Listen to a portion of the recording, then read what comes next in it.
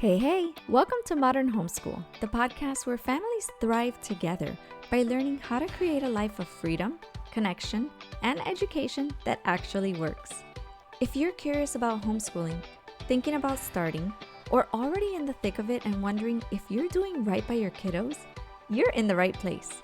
I'm your host, Shanti Macias, and here we talk about real-life homeschooling for modern families, flexible routines, working parents, travel learning, raising confident kids, and creating a life around your family first.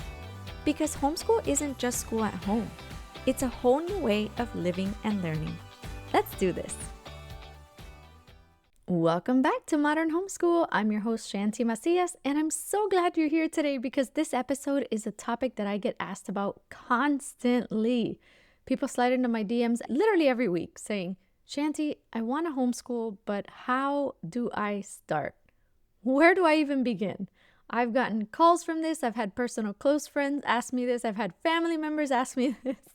It's been the highlight of my homeschooling journey, honestly. And I get it, right? When we were in the beginning of this journey, I remember feeling like there were a million things I needed to figure out and not many people around me who had done it the way I wanted to do it, right?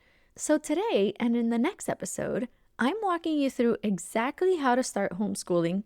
We're talking step by step, and because there's so much to cover and I don't want this to feel rushed or overwhelming, I'm going to split this into a 2-part series.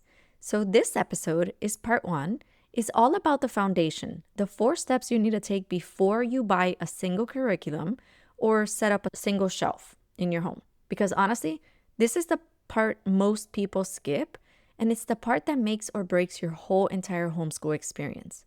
And then in the next episode, part 2, we'll get into the practical stuff. So choosing your approach, picking curriculum without overspending, setting up your space, and what to actually do in your first week. So grab a coffee or tea, matcha cha-cha, whatever you like, take a deep breath, and let's get into it. Okay, first things first, before you do anything else, you need to know what your state requires. Every state has different laws when it comes to homeschooling. Some states are super relaxed, so you basically just pull your kid out of public school and you go. Or you never even enroll them and you just continue as is. Other states require more paperwork, like submitting a notice of intent, or some people also call it a letter of intent, keeping attendance records, or even annual assessments and portfolio reviews. The good news is that most states are not as complicated as they sound. So according to the HSLDA website, that's the Homeschool Legal Defense Association, they have a free state-by-state breakdown that makes it really easy to understand what applies directly to you. So I'm going to link the website in the show notes so you could just click on it and go directly to your state and see what your requirements are. So here's what you want to look up for your state. Do you need to file a notice or a letter of intent or a withdrawal letter if you're removing them from public school with your school district? Are there attendance or record-keeping requirements? Does your state require annual testing or a portfolio review? Are there any teacher qualification requirements for me or for you as a parent? And the last one is, are there age requirements for compulsory education in your state? Now, if your child is currently enrolled in public school, you will need to officially withdraw them. Most districts just require a simple written letter or an email saying that you're withdrawing them to homeschool. In our state, in Florida, the letter of intent served this exact purpose. So I just completed the form and I emailed it to my district, and that was it. 2 days later, I think I got an email confirmation from them saying that they had accepted it and I was good to go. There are tons of free withdrawal letter templates online, so you don't really need to overthink this part. It's almost always just a quick formality. Now, one pro tip, send your withdrawal letter via email or certified mail so that you always have backup and some proof. Some districts will try to schedule meetings or maybe even push back, and I've heard this happen to some people. You don't owe them an explanation. You're simply informing them. So the bottom line is, know your state's rules, follow them, and then don't stress about it. Most homeschool families find that the legal side is always way simpler than they expected, and once it's done, it's done. Now, step 2 is give yourself and your child some time to deschool. This term is always thrown around so lightly on social media, and I feel like it doesn't really get the proper explanation it requires. Let's talk a little bit about that. This is the step that nobody talks about enough, and honestly, it might be the most important one in the entire episode. So, what is deschooling? Deschooling is the period of time that it takes for both you and your child to mentally detach from the traditional school model. And I will tell you from experience, we did this. It took a little bit longer than expected, mostly because of my hardwired teacher brain and what I was used to, but it served so well, and I'm so grateful for it. So when kids come out of public school, they've been conditioned to learn in a very specific way. The bells, the desks in specific orders, the worksheets, the raising hands, being told exactly what to do and when to do it, even going to the restroom. And then when they first get home, they might resist it, right? They might say that they're bored or they're sitting at the kitchen table waiting for you to teach them like a classroom teacher, right? You're going to get all my attention. They might even melt down or have a breakdown because the freedom feels so weird and unfamiliar. And if you're not prepared for that, it can feel like everything is going wrong so soon in the game, when actually that just means that everything is going exactly right. So the general rule of thumb is 1 month of deschooling for every year your child was in traditional school. Now, that doesn't mean that you do absolutely nothing during deschooling. No, it just means that you give yourself permission to go slow. Read books together, visit museums, go to the library, bake things together, go to the park, do things and projects that they're actually interested in. Let learning happen organically without the pressure of recreating school at home. So I said this earlier, and I'll be honest with you. Even I had to deschool myself. This was my biggest issue when I first started, and I know a lot of teachers are listening to this right now. So I will tell you, as a former educator, my instinct was to structure everything. I had laminated schedules. I'm sure you've seen them on social media too. A whole wall of supplies, and was like ready to go full classroom mode. And it took me a minute to realize that learning can look really different and still be incredibly powerful. Watch your child during the deschooling period. Notice the things that they're drawn to. Notice when they relax. Notice when curiosity returns. Because for a lot of kids who've been in school, real curiosity has been suppressed for quite some time. Notice it, right? When did you see it come back? That's the moment deschooling is working. Now, I said the general rule of thumb, 1 month for every year that they were in school. You do not have to follow that. It definitely did not take us that long. I want to say maybe just a month, maybe even less. I'm interrupting my own episode to bring you some really good news. One of my favorite things to do when launching something new is to give you the chance to celebrate with me. That's why I'm doing a giveaway, and you're invited. I'd love to send a goodie box filled with my favorite homeschool items right to your doorstep. Head over to the Google form in the show notes to see a picture of the prizes and enter to win.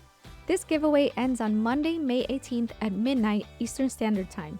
2 random winners will be chosen and notified on Tuesday, May 19th.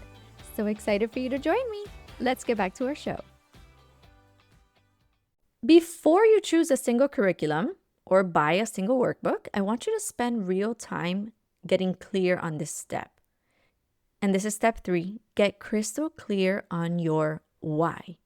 Why on earth are you homeschooling? What matters most to you about your child's education?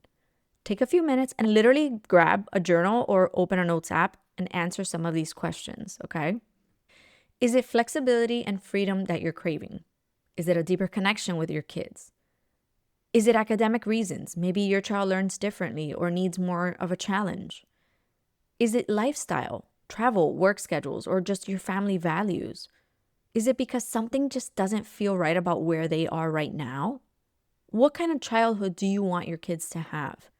And what kind of relationship do you want to have with your kids 5 years from now? Your why is going to be the anchor when things get hard. And listen, they will get hard sometimes. Not because homeschooling is wrong, but because anything worth doing has hard days. Your why is what keeps you going when you hit those days. Trust me. So write it down, put it somewhere you'll see it, a sticky note on your laptop, the inside of your planner, the lock screen on your phone. Some of you get really fancy with these apps on your phones and they make everything look super pretty and aesthetic. I wish I could do that. You have to get on my DMs and teach me how to do that. Seriously though, when you're 3 weeks into a tough season, that little tiny reminder is gonna matter. And don't worry about getting it perfect. Your why might even evolve over time. I know mine certainly has. You start with one thing and discover deeper layers as you go. That's just part of the process too. Step 4, understand your child's learning style. Here's something traditional school doesn't always have the luxury of doing well: teaching to one specific child. One of the greatest gifts of homeschooling is that you actually get to understand how your child learns best and then teach them that way. You're not trying to keep 30 kids on the same page. You have one or maybe 2 or 3 or sometimes even more, and you can adapt to exactly who they are as individuals. So there are a few common learning styles you hear about. We've got the visual learners. They love diagrams and colors, videos, seeing lots of information laid out visually.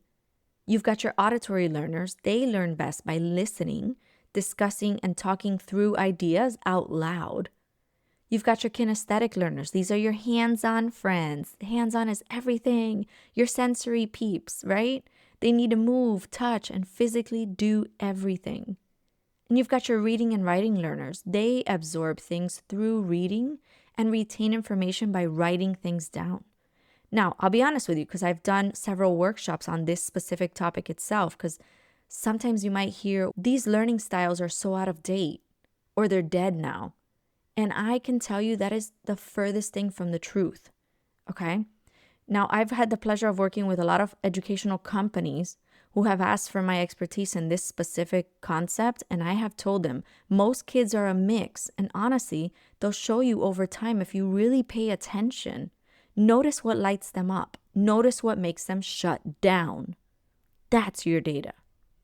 So some questions to help you figure out which learning style your child is or which ones they are, plural, because it could be more than one.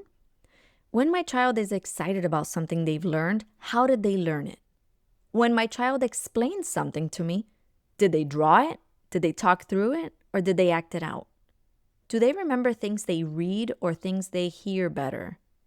When they're frustrated with the tasks, what kind of break helps them the most? Moving, talking, or just being quiet? For us, Ari is a real hands-on learner with a strong visual component. So she always has been since she was a baby, and we started doing sensory play activities since she was months old. So we use a lot of games, manipulatives, and really colorful resources. And math has actually become way easier for her since we added the physical objects that she can move around and visually see. It makes a massive difference. And here's the thing. Once you understand how your child learns, you can then choose curriculum that supports that style. You're not buying things blindly, you're buying it with intention. And that alone is going to save you so much time, money, and frustration. Okay, before we wrap up part 1, let's quickly recap the 4 foundational steps we covered today. Step 1 is knowing your state's homeschool laws. Step 2 is to give yourself time to deschool. Step 3 is get clear on your why. And step 4 is to understand your child's learning style or styles. These 4 steps are really the foundation. So if you get these right and everything that comes next, the curriculum, the schedule, and the daily flow will all feel so much more clear and intentional. That's a wrap on part 1. These 4 foundational steps, the legal stuff, the deschooling, your why, and understanding how your child learns, these are the work that needs to happen first. Everything else you do will build on top of this. So in the next episode in part 2, we're getting into the practical hands-on stuff. Choosing your homeschool approach without going down a 12-hour Pinterest rabbit hole. You know the one I'm talking about. Picking curriculum without overspending. I've got some real talk on this one. setting up a learning space that actually works, and how to start your very first week of homeschool without losing your sanity. Make sure you hit follow or subscribe for part 2 so that it lands on your feed automatically next Monday. You don't want to miss it. If this episode helped you, would you do me a favor? Share it with a mom who, has been thinking about homeschooling. You might be the reason she finally takes that first step. Come find me on Instagram at shanti.macias. I would love to hear where you are in your homeschool journey and answer any questions you have. Now, I would like to say, real quick disclaimer, I am not, or I don't consider myself yet a homeschool pro.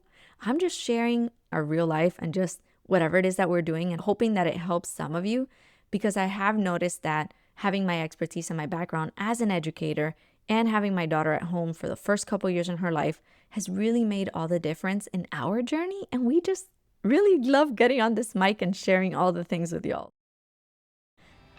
Thank you so much for hanging out with me today. I truly love creating this space to support you on your homeschool journey. If you enjoyed this episode, I'd love to connect with you. Come say hi on Instagram or TikTok and tell me what resonated and what questions you still have. I read every single message, and your stories help shape future episodes. And if you know another parent who's considering homeschool or needs encouragement, share this episode with them so we can support more modern homeschool families together. Remember, homeschool doesn't have to look like school at home. It just has to work for your family. See you in the next episode.